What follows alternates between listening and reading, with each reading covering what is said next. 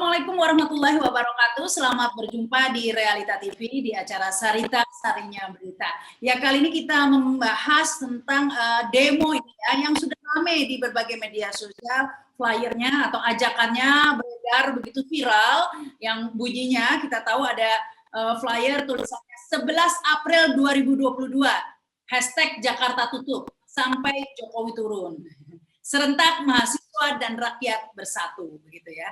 Jadi kabarnya ini akan ada demo besar-besaran 11 April nanti dari BEM SI mungkin ya. Kita akan langsung bahas ini dengan narasumber yang sudah bergabung. Ada ini dari mantan koordinator BEM SI Jabodetabek Banten ya. Ada Rizky Alfarizi. Assalamualaikum. Waalaikumsalam Kak. Halo. Ya. Waalaikumsalam. Nah, ini ada juga simbol aktivis ini. Ubedillah Badrun. Assalamualaikum Kang Ubed. Waalaikumsalam Mbak Sarita. Sehat. Nah, ini senior para aktivis juga ini, Syahganda Nainggolan. Assalamualaikum Bang. Waalaikumsalam warahmatullahi wabarakatuh. Nah, ini orang kan juga penasaran ini mengenai demo 11 April ini, mengapa? Karena sudah dinanti-nantikan ya. Ini kemana sih mahasiswa ini? Udah keadaan seperti ini begitu ya, kemana aja gitu ya. Akhirnya ini muncul lagi ini ya 11 April. Ini saya ke Rizky dulu lah, cerita soal demo 11 April ini. Oke. Terkait 11 April memang ini saya lihat nggak cuma di Jakarta juga sih Kak, letupan-letupannya. Teman-teman di daerah saya lihat juga banyak nyebar flyer. Bahkan hari ini itu ada beberapa teman ya, beberapa elemen yang juga melakukan aksi. Ini aksinya masif terus ya, terhitung semenjak seminggu sebelum puasa kemarin. Memang persoalan yang disorot ini berkaitan dengan isu penundaan pemilu ya, atau perpanjangan periode. Nah, ini kan terdapat banyak penolakan. Terus juga di daerah-daerah saya lihat selain isu tersebut juga mengangkat terkait naiknya harga BBM, juga kemudian terkait dengan pangan, kelangkaan minyak goreng, dan kemudian begitu ada juga harganya naik. Nah, ini isu-isu yang kemudian teman-teman mahasiswa juga terus suarakan. Dan kalau kayak tadi Kak Sarita bilang ini mahasiswa kok baru muncul, mungkin ya kalau menurut saya karena kemarin itu kayaknya udah pada selesai dinamika di internalnya pemilihan BEM, termasuk saya kan udah demisioner ya. Jadi ini kayaknya memang waktu bagi yang baru-baru, yang baru menjabat, jadi fresh. Kebetulan juga negara membuat ulah nih pejabat-pejabatnya, sehingga jadi bawa betum. Dan barokahnya lagi di bulan Ramadan gitu. Nampaknya Kak. Dan untuk tanggal 11 ini nampak memang kelanjutan ya, karena seminggu, 2 minggu yang lalu, seminggu yang lalu itu kan teman-teman punya beberapa ini ya, elemen juga itu aksi. Nah, kalau setahu ya saya itu kemarin misal dengan kawan-kawan dari BMSI Rakyat Bangkit itu kan terakhir yang diterima sama KSP, terus juga ada dari AMI itu Aliansi Mahasiswa Indonesia, teman-teman saya di situ juga sampai blokade dari Arboni. Dua-duanya itu punya tuntutan yang kurang lebih sama, cuman punya cara masing-masing saja dalam penyampaiannya dan bagaimana mencapai poin-poin daripada tuntutan itu. Kiranya gitu, Kak. Ya, Rizky dulu dari Universitas Indonesia Esa Unggul ya. Nah, ini katanya juga nanti akan ada demo lagi begitu ya. Berlanjut ini tanggal 21 April juga begitu.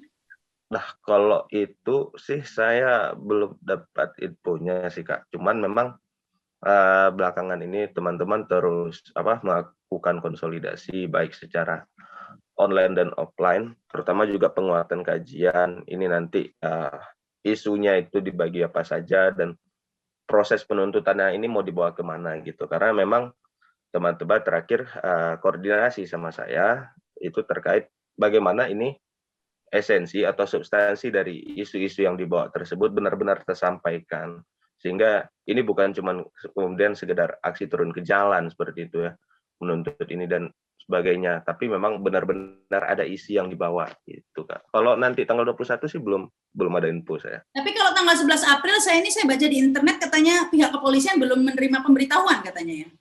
Emang biasa?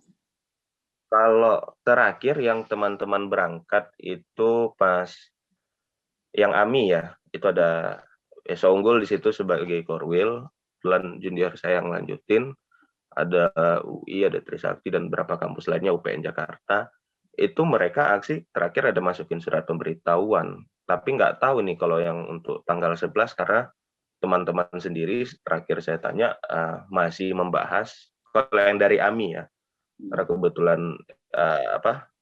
jaringan saya, teman-teman saya yang hari ini tergabung di AMI, itu masih evaluasi yang kemarin dan belum menentukan sikap juga. Tapi kalau ini baru tahu juga dari kakak, tapi sebenarnya harusnya nggak jadi soal, ya. Apalagi pengerahan massa juga kayaknya masif ini, bakal banyak elemen. Yang penting ya aman aja. Karena saya ingat juga Kak, terakhir tahun lalu itu saya Mei, saya aksi hari buruh teman-teman, diangkut saya dalam bulan puasa. Nah, aja yang kayak gitu sih. Itu juga ikut diangkut ya kemarin ya tahun lalu. Mungkin gitu tuh Kak. Kalau tahun ini tahun lalu ya pas Mei Day bulan puasa. Iya. Jadi kalau menurut prediksi karena terakhir ini ada ya Kak? Ya, silakan dilanjutkan. Kalau karena terakhir di beberapa aksi di beberapa daerah yang akhir-akhir ini, terakhir itu yang di Tasik kalau saya nggak salah. Ini kan terdapat represivitas terhadap teman-teman mahasiswa gitu. Ya saya nggak tahu nih seperti apa, cuma nggak pernah dibenarkan gitu. Lah kita aja yang kemarin Mei Day tahun lalu itu jelas-jelas aksinya membersamai buruh, ada statement, wah, mahasiswa nggak boleh demo bareng buruh. Ini nanti statement apa lagi kan? Artinya ya memukakan pendapat itu kan dijamin sama negara. Maksudnya ya nggak ada alasan juga gitu harus direpresi. Toh teman-teman ini kan melaksanakan aksinya secara damai dan baik gitu. Gitu sih Kak. Jadi ya sejauh apa teman-teman hari ini lakukan, aksinya dijalankan itu saya dukung penuh gitu. Karena udah semestinya juga, dan ini bagian yang karena BEM ini juga cuma setahun, saya ngeliat ini regenerasi yang bagus dan harus dipertahankan terus ke depan. Dan baiknya lagi adalah bagaimana semua elemen mahasiswa ini bisa menyatu gitu. Nah, prediksi Rizky, gitu, prediksi Rizky kali ini bakal besar nggak nih 11 April prediksinya? Kalau ngelihat karena di daerah juga ada, jadi kemungkinan besar ya. Kemungkinan ini bakal besar. Coba saya berharapnya sih nggak cuma besar, tapi punya keberlanjutan gitu. Misalnya hari ini kan banyak nih elemen-elemennya, sehingga tidak hanya fokus pada satu hari. Saya ingat banget waktu itu misalnya kayak 2019 itu reformasi di korupsi. Waktu itu kan sebenarnya sudah ada demo beberapa hari sebelumnya. Nah, jadi ada runtutannya gitu. Sehingga ini benar-benar menjadi atensi publik gitu. Masyarakat benar-benar sadar bahwasanya hari ini dari elemen mahasiswa ini benar-benar turun dan menyuarakan apa yang menjadi keresahan. Ya kemungkinan sih kalau pembacaan saya bakal besar, tapi kalau bisa ini kan dengan banyaknya elemen ini tadi tidak hanya berfokus pada satu hari itu aja. Apalagi kalau misalnya pada hari tersebut goals-nya belum tercapai gitu. Kalau misalnya, tapi ini kan 11 nih AMI belum, teman-teman saya yang di AMI kan belum nentuin sikap ya, belum apakah nanti ikut turut bersama atau seperti apa. Cuman memang terakhir itu dari teman-teman AMI misalnya dengan goals meminta ini Presiden Jokowi itu hadir langsung di tengah masa untuk menyatakan bahwasanya udah saya nggak mau lagi memperpanjang masa periode saya. Udah 2022 ini udah saya turun gitu misalnya. 2000. Wah ini cepat banget ya. 2024 saya turun maksudnya tadi. Ya kalau bisa lebih cepat ya. Banyak kali persoalannya soalnya kan. Udah nggak sabar rupanya nih Kang Ubed. Iya. Kalau ini menarik tuntutannya ya sebenarnya, kalau Jokowi mau turun menemui pendemo gitu ya, mahasiswa, dan menyatakan dengan tegas, bukan kalimat bersayap begitu ya. Kalau melarang bicara loh, yang dilarang kan bicaranya, aksinya berarti nggak dilarang dong, gitu kan ya. Melarang bicara tentang penundaan 3 periode, yang dilarang itu bicaranya, begitu ya, bukan penundaan 3 periode. Nah ini yang diharapkan teman-teman mahasiswa ini, Jokowi hadir menghadapi pendemo dan menyatakan dengan tegas tidak melarang penundaan ini penundaan pemilu atau 3 periode, menolak tegas begitu ya penundaan pemilu atau 3 periode ini. Kalau Kang Ubed melihatnya bagaimana nih? Terputus. Pertama saya mengapresiasi karena di tengah kebuntuan dan di tengah kebisuan kolektif, lalu ada mahasiswa yang masih terus hadir membela kepentingan yang lebih besar, kepentingan demokrasi, kepentingan masa depan Republik. Nah, saya melihat bahwa dilakukan oleh mahasiswa, kemudian Jokowi itu hanya melarang menteri, itu bahasa komunikasi yang tidak jelas ya, sebenarnya bersayap tuh narasinya dari istana. Presiden harus mengatakan bahwa dia menolak penundaan pemilu dan menolak perpanjangan masa jabatan, kan itu yang ditunggu. Jadi bukan melarang menteri, tapi presiden mesti menyatakan itu. Nah, dalam konteks itu, Mbak Sarita, saya melihat ini juga sebetulnya ada semacam saya melihat ini ruang bagi Jokowi untuk dia menjadi sosok yang seolah-olah menjadi pahlawan, pahlawan kesiangan. Maksud saya begini. Jadi ini desain dalam tanda petik ya, ini desain istana kan, bikin satu isu. Ketika gejolak protes memuncak, lalu dia tampil sebagai pahlawan. Ya, saya akan menunda, saya tidak setuju dengan penundaan pemilu. Ya dia jadi pahlawan di situ. Nah, jadi saya kira kalau itu kemudian terjadi, mahasiswa diam kan. Maka menurut saya mahasiswa tidak hanya isu itu yang diangkat, tapi betul tadi Rizky bilang ada isu tentang harga sembako, ya, harga minyak goreng, harga gas yang terus naik. Bayangkan rakyat jelata sudah gelisah dengan harga gas, ditambah harga BBM yang naik, solar yang naik.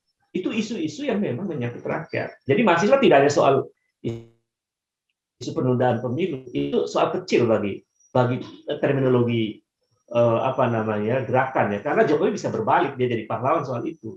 Tapi soal harga yang naik, Jokowi tidak bisa jadi pahlawan. Karena dia sudah memutuskan harga sudah naik, BBM sudah naik, minyak goreng sudah naik, dan lain-lain, ya, gas dan lain-lain. Selain isu itu, saya kira mahasiswa juga perlu mengangkat isu tentang KKN. Jadi korupsi nepotisme ini sudah merajalela. Dan itu yang merusak Republik ini. Menjadi bagian yang sangat serius yang harus dibenahi. Dan saya melihat mahasiswa paham betul soal itu, karena tradisi kajiannya sudah terbentuk dan riset-riset mereka juga sudah berjalan. Saya yakin bahwa mahasiswa tidak hanya mengangkat isu soal penundaan pemilu, tapi juga mengangkat isu yang menyentuh nasib rakyat, soal harga kebutuhan sembako, soal harga BBM dan lain-lain itu yang menyentuh rakyat, dan soal korupsi yang merajalela yang merugikan rakyat banyak. Karena ratusan triliun kan di korupsi. Itu luar biasa. Saya kira mungkin 3 pokok itu menjadi soal yang sangat penting, yang menjadi diskusi-diskusi mahasiswa. Karena saya mendengar juga terus hampir tiap malam mereka berdiskusi soal tema yang diperjuangkan oleh mahasiswa. Saya kira itu, Mbak Sarita. Ya, karena apalagi soal minyak goreng ini, solusi yang ditawarkan malah katanya akan disubsidi, akan diberi BLT begitu. Tapi entah siapa yang terima, Bang? Hampir 6 triliun itu ya untuk yang menerima siapa. Jadi ini pengusaha, saya bilang, mafia migasnya di bail out sama pemerintah, saya bilang. Ini menarik, Bang Syahganda. Bang Syahganda melihat saat ini masanya mahasiswa bangkit yang dinanti-nantikan, begitu. Ada bisa bangkit dan bisa memberikan perubahan, itu kan harapannya. Kalau Bang Syahganda melihat bagaimana nih? Pertama, gerakan mahasiswa ini kan aliansi emak-emak itu baru, jadi ahli-ahli sosiologi seperti Ubed dan lain-lain masih mengkaji itu diletakkan di mana.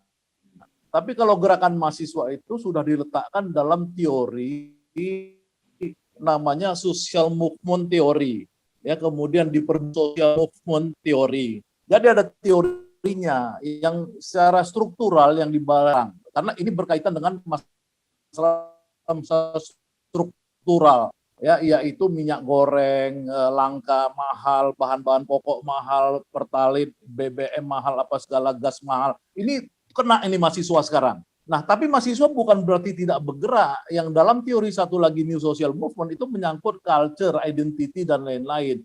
Jadi mereka itu sudah berjuang, misalkan waktu 2019 isu korupsi, ya, isu korupsi yang disebut Ubed tadi itu soal mereka nggak mau KPK itu digusur, KPK itu dihancurkan dengan revisi undang-undang. Dan itu ada sejarah yang melukai mahasiswa dan dicatat sejarah, ya kan, pembunuhan terhadap Randy yang dari Universitas apa namanya itu Oleo di Kendari sana, ya. Itu kebetulan polisi yang dituduh membunuh itu teman saya tidur di penjara Bareskrim kemarin. Teman saya satu kamar atau 9 kamar karena kamar kita pindah-pindah, namanya Abdul Malik, Brigadir Abdul Malik.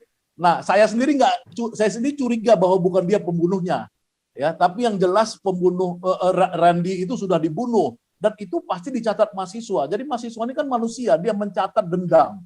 Kenapa teman saya demonstrasi ditembak mati, misalnya seperti itu. Belum lagi mahasiswa yang ditangkap, dipukuli, dan lain-lain. Jadi ada dendam sejarah juga yang sebenarnya dari 2019. Kalau konflik-konflik yang terjadi selama ini di dalam elektoral, memang mahasiswa tidak pernah terlibat dari sejarah gerakannya. Mereka lebih kepada gerakan yang di luar elektoral, yang melawan satu tadi secara struktural, ya, ke arah perjuangan kelas, itu terjadi kalau ada ketimpangan dahsyat seperti sekarang setelah pandemi. Yang kedua ini yang soal anti-establishment, bahwa pemuda dan mahasiswa, makanya fenomena baru muncul anak-anak STM, ya, itu karena ada yang aneh di dunia digital, dunia globalisasi digital sekarang, mereka itu menjadi anak-anak yang anti-establishment. Nah, anti-establishment itu ketika KPK mau dihancurkan, itu kan kelihatan keinginan tidak mau sharing, keinginan dia pengen dominan. Masuk lagi babak Omnibus Law. Kenapa mahasiswa bergerak lagi di 2020, tadi 19 waktu KPK mau digusur, 2020 seluruh undang-undang yang melindungi rakyat mau digusur oleh undang-undang anti konstitusi, namanya undang-undang Omnibus Law. Ya, undang-undang itu dilawan sama mahasiswa bergerak, ya. Tidak perlu dikoordinasi dengan buruh dan lain-lain, mereka ketemu di lapangan. Yang bulan Oktober puncaknya tahun 2020. Nah, kemudian sekarang 2021 juga mereka bergerak waktu KPK itu digusur lagi orang-orang yang diasumsikan mahasiswa sebagai simbol-simbol anti korupsi, ya, dengan isu TWK, tes wawasan kebangsaan. KPK itu muncul hampir seluruh daerah, 140 daerah yang saya catat itu mereka melakukan perlawanan mahasiswa, bahkan di tempat-tempat yang tidak terduga seperti di Kalimantan Timur, ya, Samarinda dan lain-lain, Balikpapan. Itu yang sebelumnya itu gerakan mahasiswa tidak muncul sejauh itu.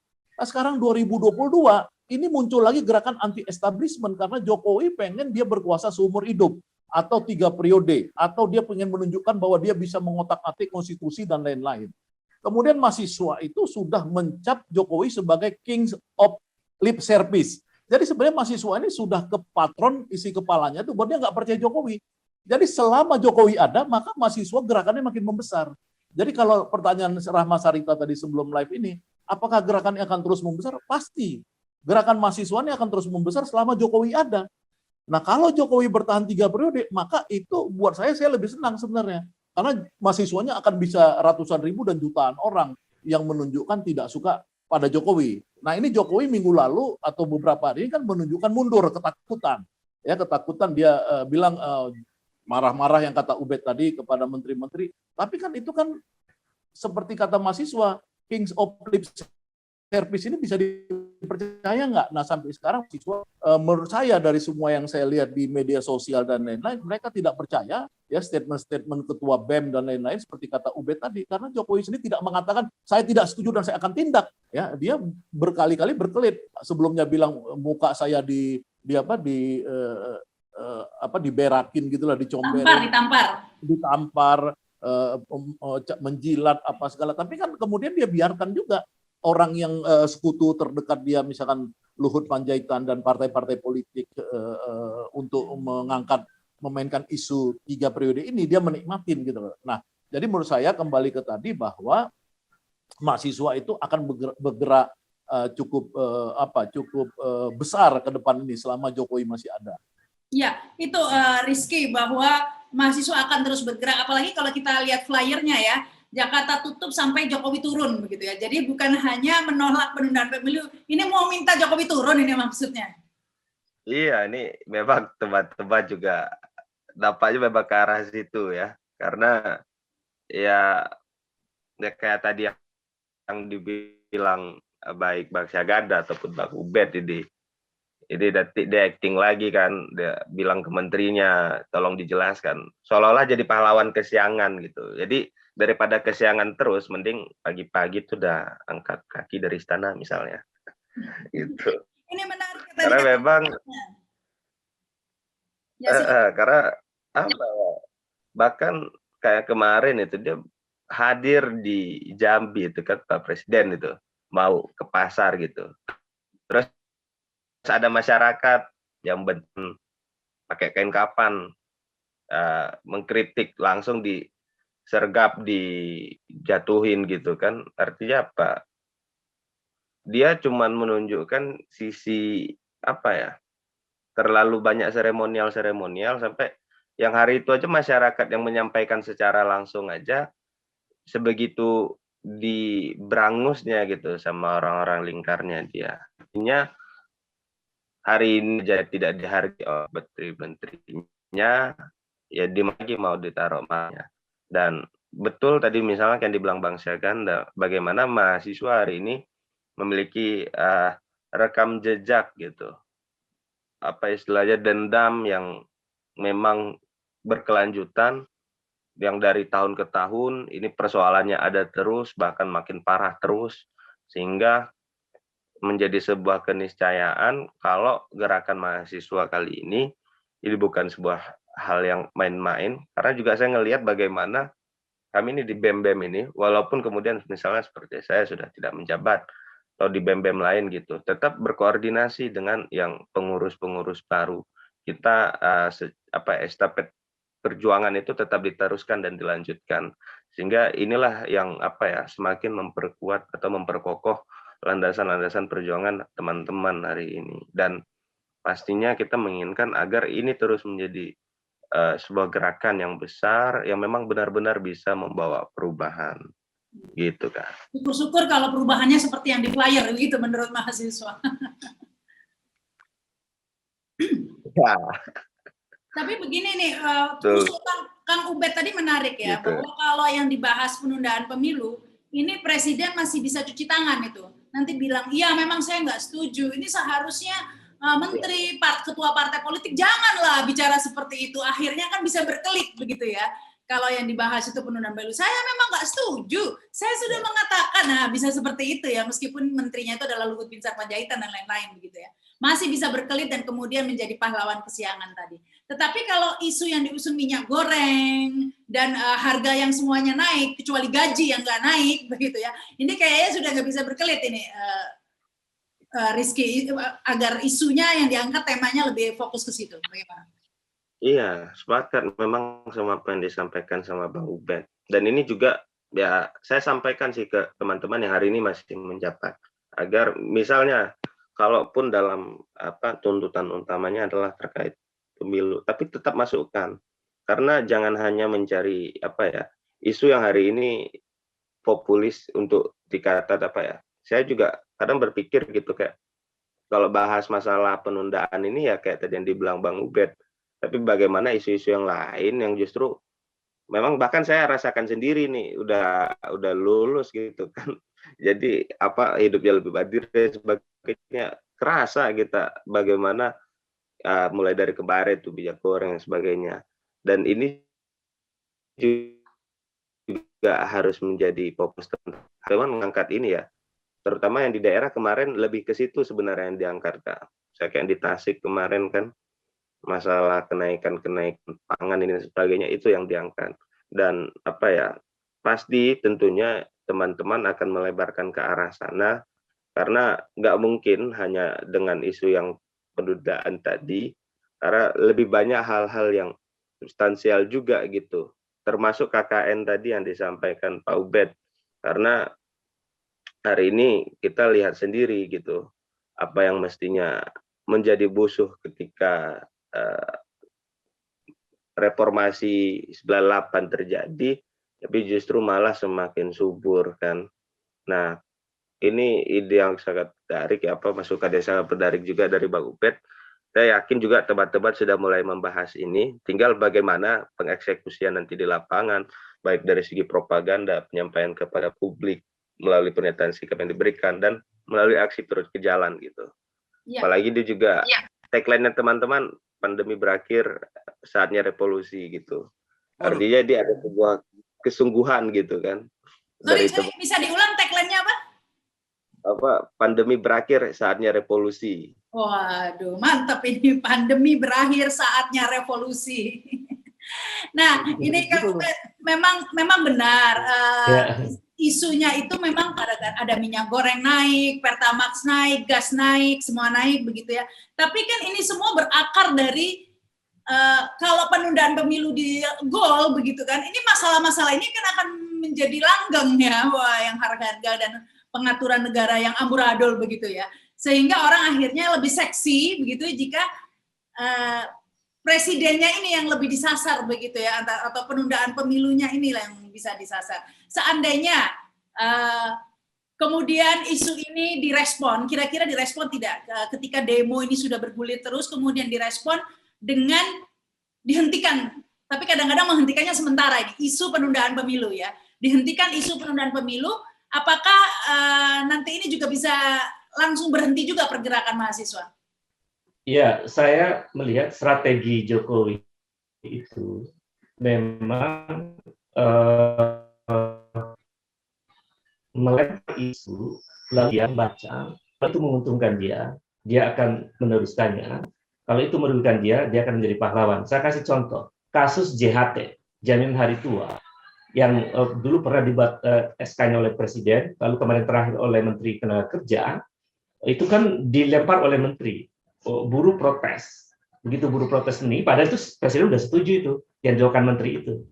Tapi kan ketika buruh protes lalu dia nongol kan, hentikan isu JHT itu, lalu dia katakan melarang untuk Menteri melanjutkan surat keputusan Menteri itu. Itu dia jadi pahlawan itu di hadapan buruh. Seolah-olah dia mau menunjukkan bahwa dia bukan menjadi bagian penting dari pekerjaan Menteri Tenaga Kerja itu. Menteri itu sebelum membuat SK, dia itu pasti rapat kabinet, Sarita. Jadi nggak mungkin Presiden tidak tahu. Tapi kan seolah tidak tahu, gitu. Lalu kemudian dia batalkan. Jadi itu saya sudah membaca itu berkali-kali cara berpolitiknya istana, gitu ya.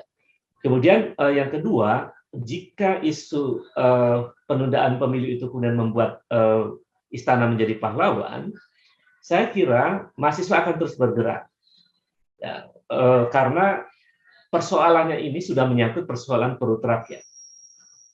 Soal harga yang naik itu soal rakyat, soal ibu mereka, soal emak-emak yang di dapur, ya, soal ibu-ibu mereka yang juga tertatih-tatih menghadapi situasi ekonomi. Pasti mahasiswa akan terus bersuara, termasuk juga soal isu korupsi dan nepotisme juga pasti mahasiswa akan terus bersuara. Jadi saya membacanya ini tidak akan berhenti, apalagi ke depan ekonomi makin parah nih. Saya pikir makin parah, bahkan makin berganti tahun juga makin parah kondisinya. APBN kita sudah tidak berdaya menghadapi situasi ekonomi saat ini. Jadi mahasiswa akan terus bergerak dan ya kalau soal penundaan pemilu itu saya lihat sederhana kok masalahnya. Jokowi kalau mau menunjukkan dia pahlawan bisa kan di situ. Yang kedua, dia bisa memberhentikan LBP. Kalau saya tantang tuh kalau dia berani memberhentikan LBP itu baru Jokowi tidak dikendalikan oleh oligarki. Kalau dia berani memberhentikan ya saya cukup apresiasi itu. Karena memang oligarki di lingkar istana itu berbahaya ya dalam membangun demokrasi. Yang terakhir, poin saya dari pertanyaan Mbak Sarita itu, ketika mahasiswa melihat misalnya istana membatalkan atau menolak ide itu perpanjangan atau penundaan pemilu, saya tetap mengatakan bahwa mahasiswa akan terus bergerak karena dalam banyak teori, misalnya kalau saya jadi teringat pikirannya saya Candace Mann soal dia menjelaskan bahwa protes-protes itu akan terus berlangsung karena sudah hadir semacam strain di situ, ketegangan sosial yang muncul di tengah-tengah masyarakat. Dan hari ini strain itu kemudian begitu meluas, itu nggak bisa dibendung. Yang saya khawatir ketika Klansman juga menjelaskan soal irrationality. Jadi ketika irrasionalitas itu kemudian makin meluas berbarengan dengan ketegangan, itu yang berbahaya. Gerakan sosial akan tidak bisa dikendalikan. Dan ini buah dari rezim yang gagal sebetulnya. Nah, karena itu sebetulnya ya kalau tadi Mas Yoel mengatakan jangan jadi pahlawan kesian, mendingan bangun pagi-pagi itu lalu keluar dari rumah tua, saya kira saya pakai disi rumah tua ya. Itu juga karena yang memungkinkan dilakukan dengan cara yang baik. Jadi tidak menimbulkan kegaduhan, tidak menimbulkan kerusuhan massal gitu kan. Yang rugi juga bangsa kita. Jadi jangan sampai negara justru memupuk keresahan sosial. Jadi bukan mahasiswa yang bikin kegaduhan, itu bukan. Yang menciptakan kegaduhan itu adalah rezim yang membuat kebijakan yang justru menyakitkan rakyat. Itu membuat kegaduhan. Saya kira itu, Mbak Sarita. Jadi mahasiswa diprediksi akan terus bergerak sampai hashtagnya itu Jokowi turun. Ya, itu secara sosiologis memungkinkan. Mungkin perspektif Bang Saganda bisa melihat ke sana itu. Ya, jadi gini, jadi mahasiswa itu, jadi kan gini, orang harus tahu bahwa mahasiswa itu bagian dari sejarah. Ya, di Indonesia cuma 3 yang punya hak klaim sejarah so far ya sejauh ini. Itu dalam dunia ini, ya, dalam dunia lain boleh yang lain, mak juga boleh, silakan. Tapi dalam dunia keilmuan itu cuma ada 3 yang Indonesia ini tonggak sejarahnya itu ada di mereka. Satu namanya ulama, ya, itu 400 tahun umurnya sebelum Indonesia merdeka, dari mulai mereka melawan Portugis, ya, kemudian Belanda, Spanyol, Inggris, itu mereka punya konflik berkepanjangan untuk mengusir penjajahan dengan sumbernya ya, ulama-ulama itu. Yang kedua itu adalah buruh. Ya, buruh itu usianya tuh dari kehadiran Snaplit di Indonesia. Hank Snaplit ini datang diutus oleh Internasionale, ya, Serikat Buruh Internasional, Serikat Komunis Internasional, datang ke Indonesia 1913. Ya, mulai kena tuh kepala Saun, Alimin, termasuk Soekarno kena dikit, kan buruh, termasuk buruh tani, makanya gerakan bahkan buruh tani di Banten, Peasant Revolt, itu terkenal betul 1926 di Banten misalkan. Nah, itu mereka punya klaim sejarah buruh. Ya, buruh itu makanya misalkan contoh teman saya Jumhur menang jadi ketua umum KSPSI, dukung sama ketua saya, dukung Omnibus Law. Orang yang dipenjara gara-gara Omnibus Law yang salah satu di struktur mereka namanya Jumhur Hidayat untuk jadi ketua umum, ya tanpa itu hampir aklamasi diminta oleh seluruh jejaring KSPSI. Nah, akhirnya kan sekarang buruh ini mayoritas sudah dikuasai oleh kelompok yang sokol itu kembali ke ideologinya anti dominasi majikan, dominasi kapitalis. Ya, ada Jumhur, ada Said Iqbal. Ini 2 orang ini kalau bertemu udah more than 50% dari jumlah kekuatan buruh di Indonesia. Nah, mahasiswa juga ada mahasiswa istana yang suka diundang ke istana datang, ya kan? Tapi ada juga mahasiswa dalam gerakan itu, gerakan yang betul-betul menjaga marwahnya sebagai bagian dari, kalau ditarik sama mahasiswa ini suka menarik dirinya dari Serikat Budi Utomo itu 1908. Jadi artinya orang itu melihat 1908, 1928 ketika mereka buat Kongres Pemuda dan mahasiswa dan lain-lain. Nah, jadi jangan dipikir mahasiswa ini bergerak seolah-olah dia itu terpaksa atau apa. Enggak, ini memang sejarah mereka merebut haknya itu. Nggak bisa misalkan polisi merasa lebih berhak daripada mahasiswa atau tentara. Tentara itu sama polisi baru ada setelah Indonesia merdeka. Tapi mahasiswa itu gerakannya sudah ada sebelum Indonesia merdeka. Itulah hebatnya mahasiswa 3 ini. Jadi kalau tadi kemudian bagaimana mereka bertemu dengan isu-isu yang di luar isu yang kita anggap elitis ya, karena itu persoalan identiti, demokrasi, lingkungan hidup ya. Ini ketika pandemi ini, ekonomi hancur. Ini yang saya sebut struktural, problem struktural ini, ekonomi hancur dan lain-lain, kelaparan, kemiskinan, stunting merajalela di kota-kota besar di Indonesia. Itu sampai, ya saya sebagai mahasiswa saya tahu susahnya mahasiswa sekarang itu kalau misalkan hidupin video kayak gini nih, lama. Biasanya mereka videonya dimatiin, cuma dengar aja, jadi audionya aja. Karena mereka kesulitan pulsa.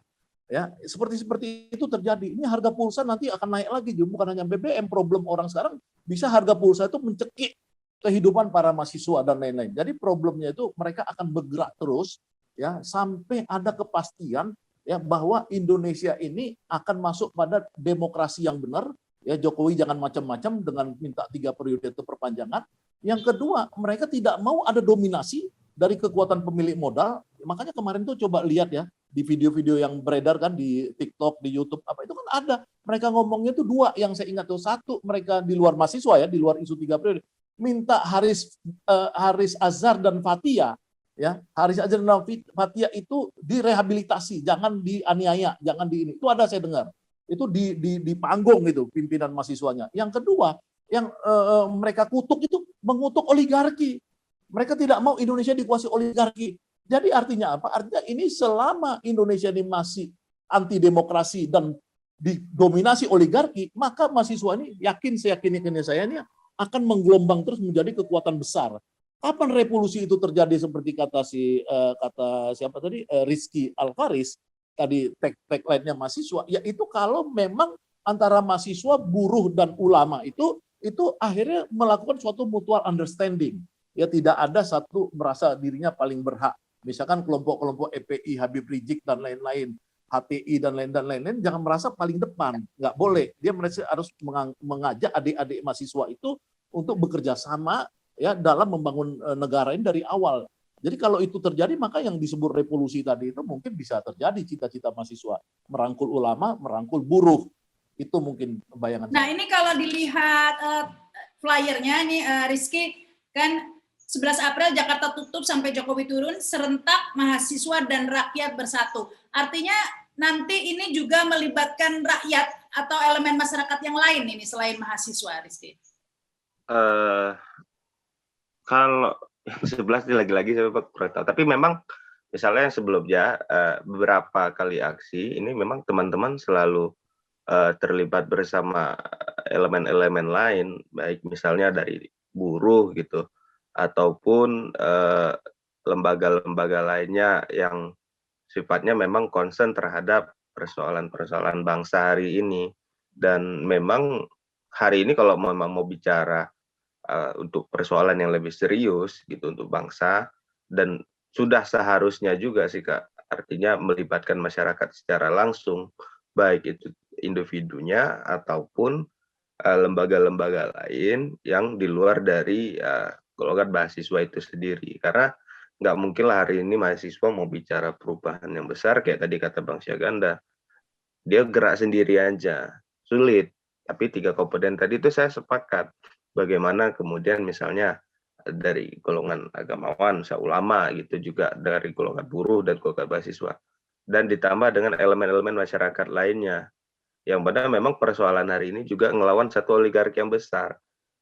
Kan itu sering tadi istilahnya Indonesia ini hanya ngelawan dikuasai oleh 1%. Nah, memang 1% ini nggak tanggung-tanggung juga, maka perlu 99% lainnya menyatu dalam satu gerakan ya, agar 1% ini bisa tersingkirkan gitu. Karena gara-gara 1% inilah kemudian tercipta persoalan-persoalan bangsa yang terus larut berlarut terjadi dan sangat kita rasakan berdampak. Jadi kalau untuk tanggal 11 sangat memungkinkan sih Kak terlibat dari elemen-elemen lainnya gitu. Karena memang sifat gerakan hari ini teman-teman bagaimana ini tidak eksklusif melainkan inklusif, sehingga banyak pihak yang bisa terlibat gitu. Ya.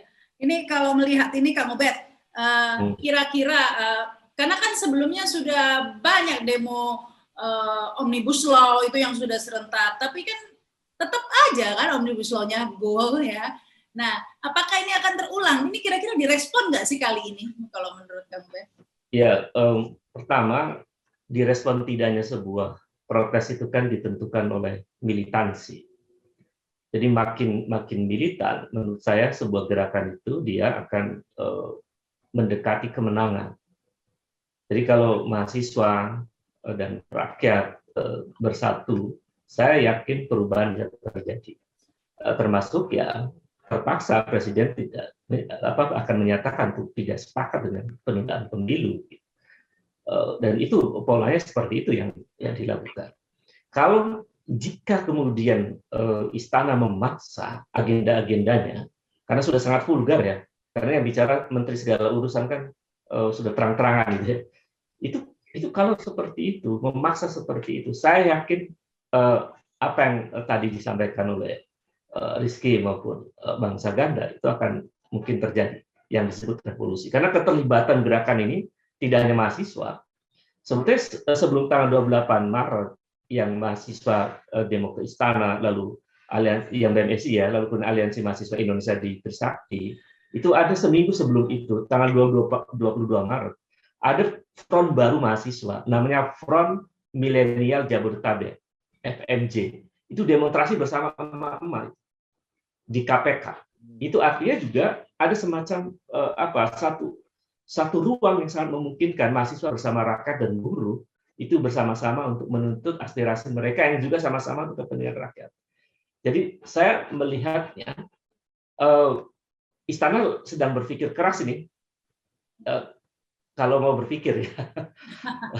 Kalau pernah berpikir. Kalau pernah berpikir. Jadi, nah itu dia. Jadi saya melihat itu yang sedang terjadi di istana itu sedang kondisi yang sangat goyah sebetulnya, dengan gaya memimpin rapat yang mulai antara mata dan ekspresi wajah dan narasi itu agak berbeda, itu nggak satu nafas. Itu kan terjadi dalam rapat-rapat kabinet terakhir itu menunjukkan sedang terjadi kekacauan di istana. Bayangkan istana kok ngurusin ini, dan yang ngurusin perpanjangan pemilu itu atau penundaan pemilu itu menteri yang bukan bidangnya itu. Kalau Menko Polhukam yang bicara, mungkin saya agak, berarti ini kajiannya betul nih.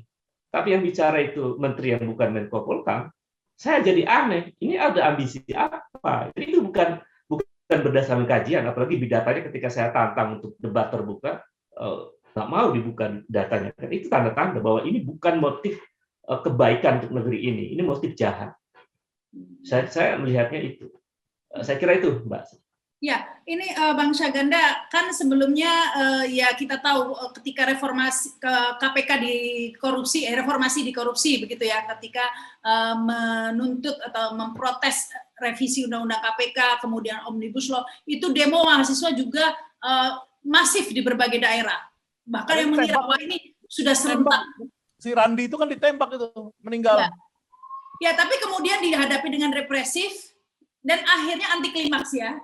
Dan bisa dikatakan gini, makanya lihat sejarah mahasiswa itu jangan pendek-pendek potong gitu. Ini kan kalau kita lihat penjelasan Rizky tadi, ya itu kan sebenarnya kan itu berkelanjutan, karena orang-orang yang senior itu kan tetap akan menyerahkan tongkat perjuangan kan.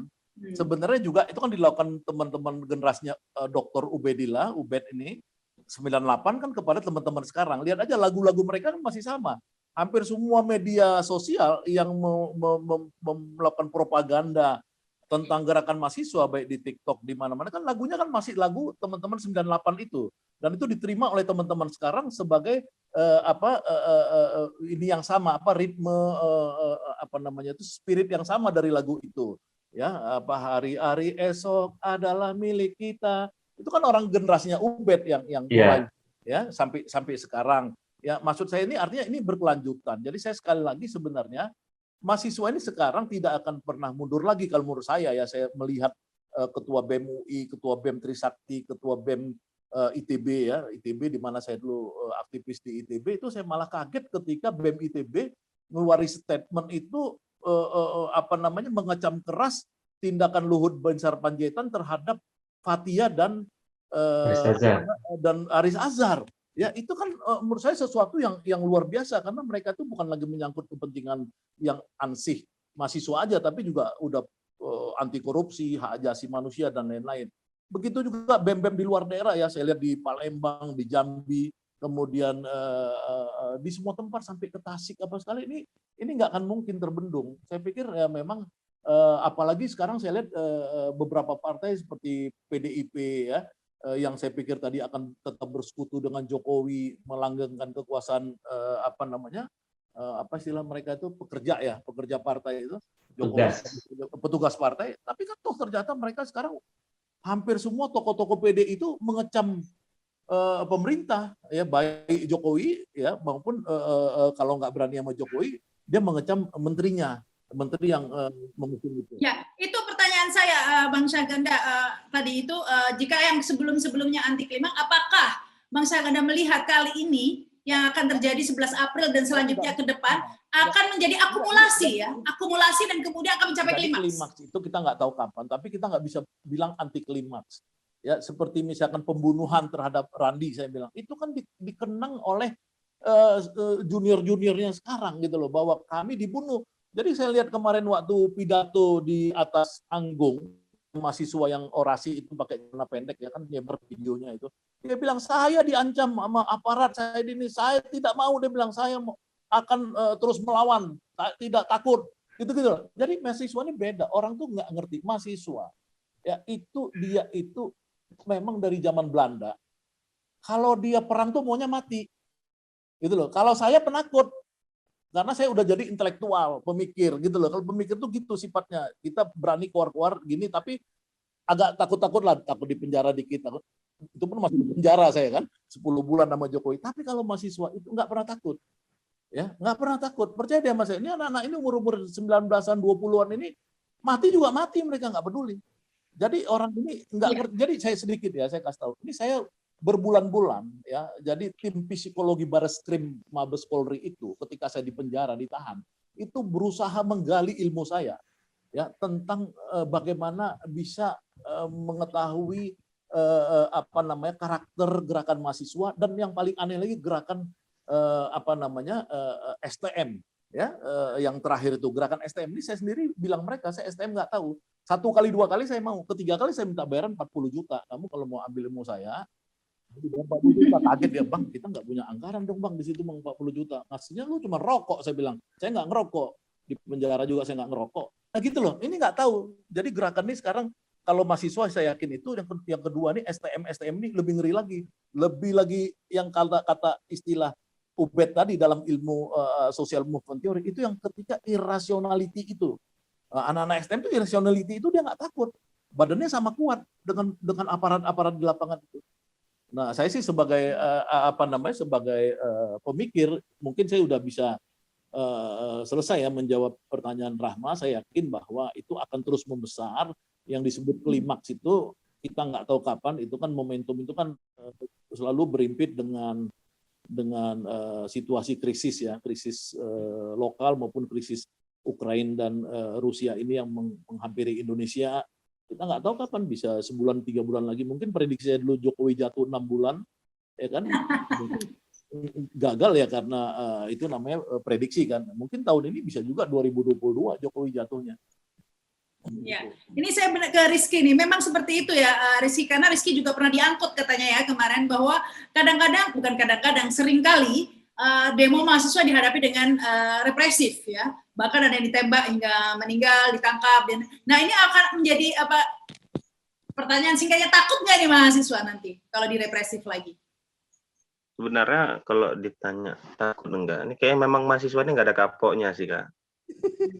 Apalagi ini nanti turun lagi STM gitu ya kan, pelajar-pelajar gitu. Karena berapa kali kemarin juga saya turun itu ada pelajarnya juga, dan mereka juga mulai membentuk kelompok diskusi yang ini kayak udah sama kayak mahasiswa gitu.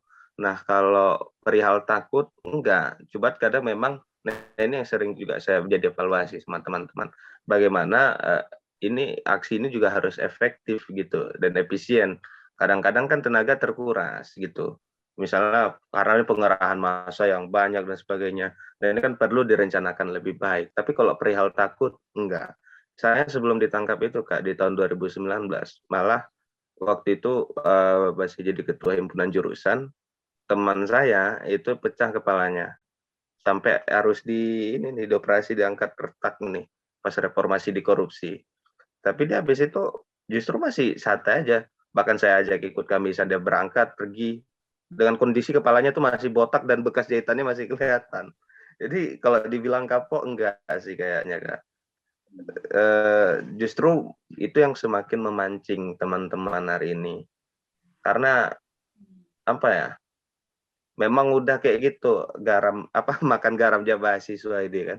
Enggak ketemu dia sama negara, bahkan di forumnya sendiri juga ada aja dinamika. Jadi memang udah kayak gitu. Kalau nggak kayak gitu ya kayaknya bukan mahasiswa gitu. Udah kodratnya gitu. Jadi gitu. Kita dulu ngalamin Ya, sebagai bagus lah. mahasiswa. Nah, itu apa kakak. Iya. Ya. Jadi nggak akan mundur meskipun Iya, direpresi. jadi kalau saya lihat begini, peristiwa 2019, 2020, 2021 itu membentuk satu akumulasi yang dasar sebetulnya. Itu sama dengan 98. Jangan lupa Mbak Sarita, 98 terjadi itu sebelumnya ada peristiwa 27 Juli 96. Sebelum 96 terjadi, itu ada peristiwa Tanjung Priok, ada peristiwa Talang Sari, ada peristiwa dan lain-lain, Kedung Ombo. Jadi itu terbentuk tuh akumulasi perlawanan itu. Jadi rezim menurut saya makin mereka membuat ulah yang membuat rakyat sakit hati, pada titik itu akumulasi akan naik. Jadi saya melihat ini sudah pada puncak-puncak akumulasi perlawanan. Dan saya meyakini mahasiswa tidak akan berhenti dengan apa yang sekarang terjadi. Jadi bayangkan. Insya Allah tidak berhenti ya. Insya Allah tidak berhenti. Insya Allah tidak berhenti. Meskipun dalam terminologi teori sosial movement, saya melihatnya ini tidak akan berhenti. Kalau pakai terminologi spiritual ya harus pakai insya Allah ya kan.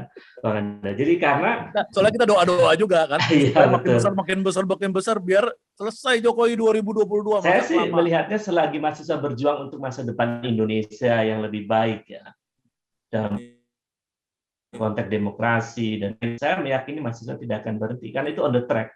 Dan bayangkan yang peristiwa 2019 itu kan luar biasa represinya. Tapi mahasiswa nggak kapok kok, 2020 bangkit lagi. Gitu. Lalu 2020 begitu represif, 2021 muncul lagi. Jadi ini tidak akan berhenti karena mereka punya idealisme dan mahasiswa punya idealisme itu. Jadi saya melihatnya ini akan terus berlanjut dan karena ulah rejim ini sudah terlaluan menurut saya.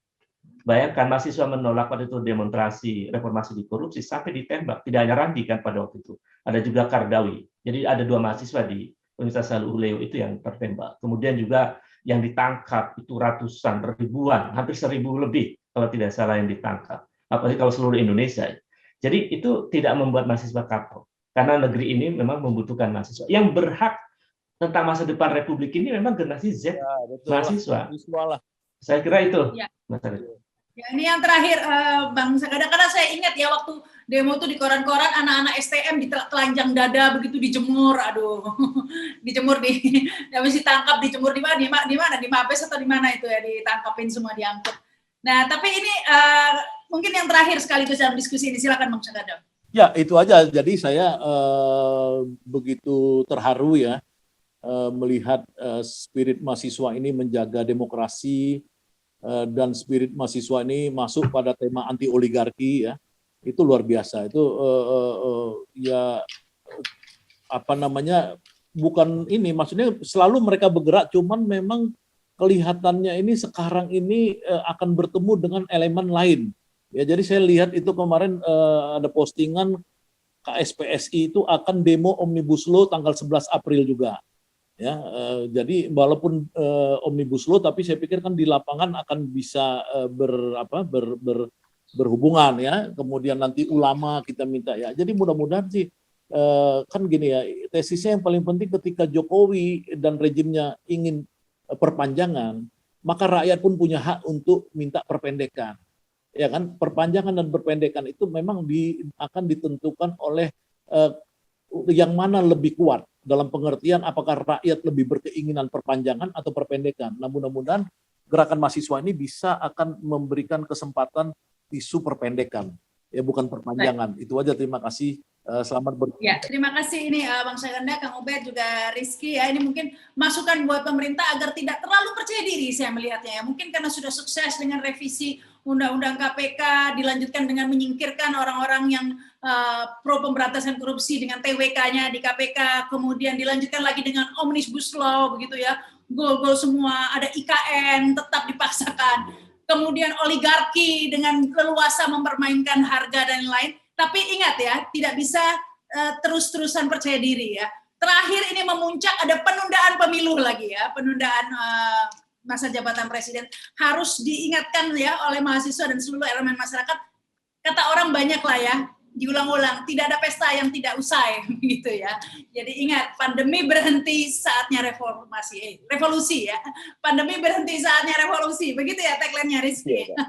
Terima kasih nih Rizky ya sudah bergabung. Selamat, katanya mau melanjutkan S3 di Malaysia ya. S2 kok S3. Langsung lompat dong.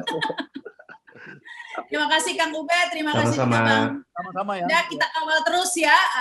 Ini pandemi berhenti, saatnya revolusi. Saya Rama Sarita, terima kasih sudah menyaksikan tayangan ini. Jangan lupa subscribe dan komen. Sampai jumpa. Wassalamualaikum warahmatullahi wabarakatuh. Waalaikumsalam warahmatullahi wabarakatuh. Thank you.